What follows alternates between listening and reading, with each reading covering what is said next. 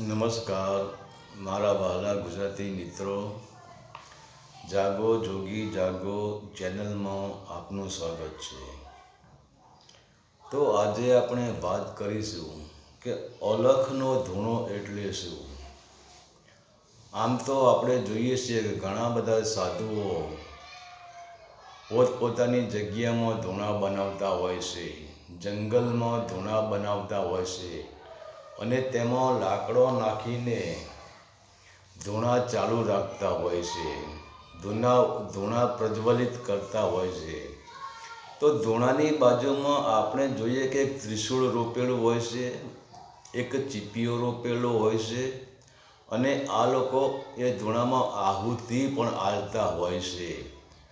તો આ ધૂણો શું છે, આ ત્રિશૂળ શું છે, આ ચીપિયો શું છે અને આહુતિ કઈ અપાય છે, શેની આહુતિ અપાય છે અને આહુતિથી અલખ કેવી રીતે ઓળખી શકાય છે. તો સાધુઓ પોતપોતાની જગ્યામાં એક ગોળાકાર ધૂણો બનાવતા હોય છે અને તે ધૂણાની બાજુમાં ત્રિશૂળ ઊભું કરેલું હોય છે.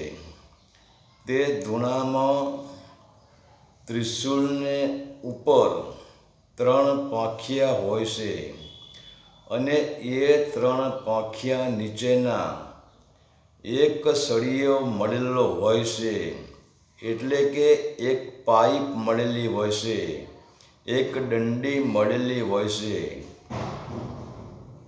તે આ 3 પાંખિયાનો આધાર સ્તંભ છે અને તે દંડીના કારણે જ, તે સ્તંભના કારણે જ આ 3 પાંખિયા ટકી રહ્યા છે. તો એ 3 પાંખિયા એટલે રજોગુણ એટલે બ્રહ્મા, સતોગુણ એટલે વિષ્ણુ અને તમોગુણ એટલે શંકર. આ ત્રિદેવ 3 પાંખિયા છે અને જે સીધો દંડો છે, સીધો આધાર સ્તંભ છે, તેના આધારે જ આ 3 દેવ ટકી રહ્યા છે.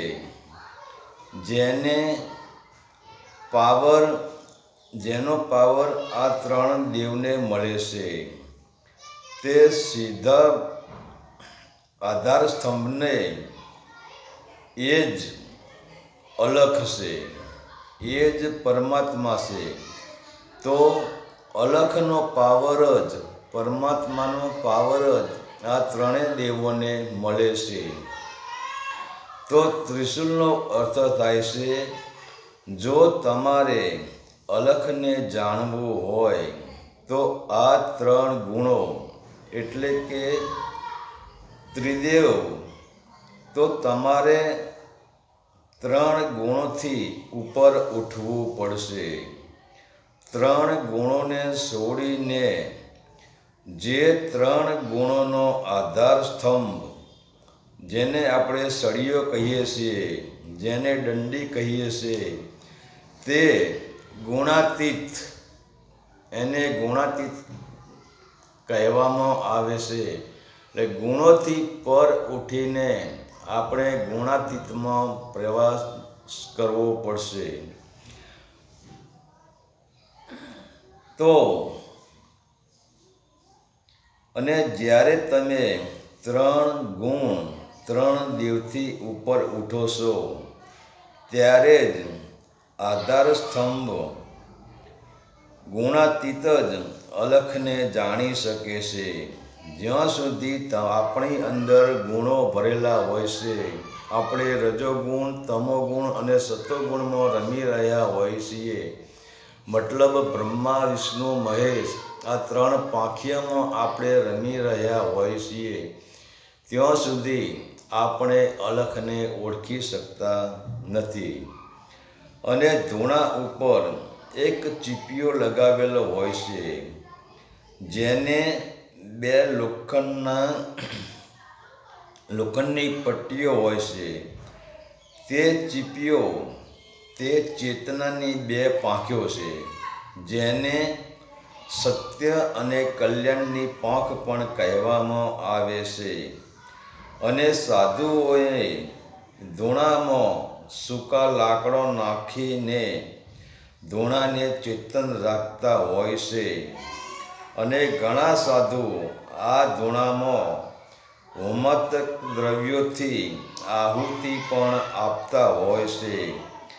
તો આ ધૂણો અંદરના ધૂણાનું પ્રતીક છે. આ ધૂણાથી ઠંડીમાં સાધુ બેસી શકે છે, ઠંડીમાં રક્ષણ કરી શકે છે. અને અગ્નિને જોઈને કોઈ પણ હિંસક પ્રાણીઓ આવી શકતા નથી. બીજું, ધૂણાની અંદર હોમાત્મક દ્રવ્યોની આહુતિ આપવાથી, હોમાત્મક દ્રવ્યો નાખવાથી ત્યાંનું વાતાવરણ શુદ્ધ થઈ જાય છે.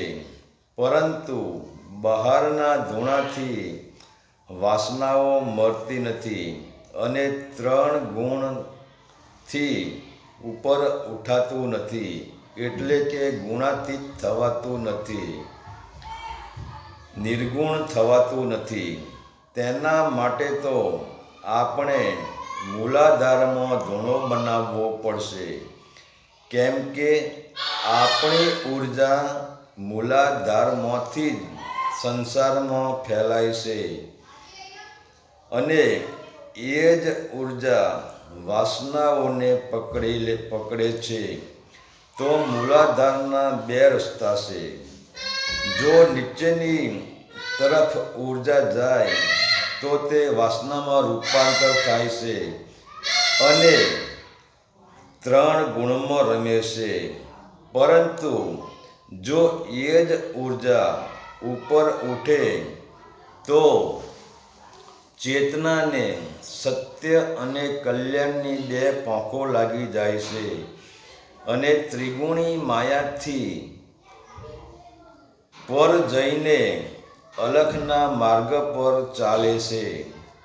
તો અલખમાં વાસ કરે છે.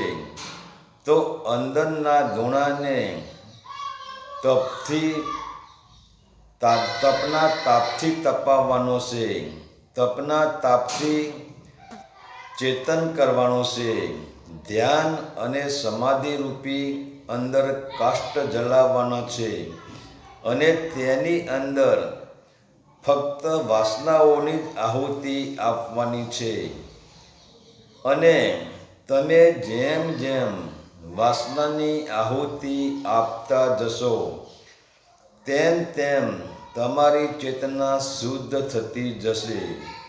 તેમ તેમ ચેતના ત્રિગુણી માયાથી પર થતી જશે અને જે મુખ્ય આધાર સ્તંભ છે, જે નિજધામ છે, તેના માર્ગ ઉપર સત્ય અને કલ્યાણની પાંખો દ્વારા ચેતના ઉપર ઉઠશે.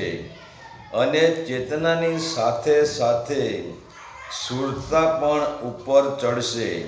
અને જ્યારે સુરતા અલખધામમાં નિજધામમાં પહોંચે છે ત્યારે શબ્દ અને સુરતાનું મિલન થાય છે.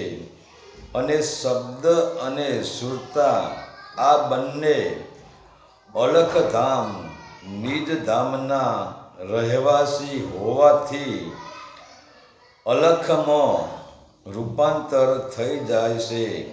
હરિ ઓમ તત્સત. આદેશના પ્રણામ.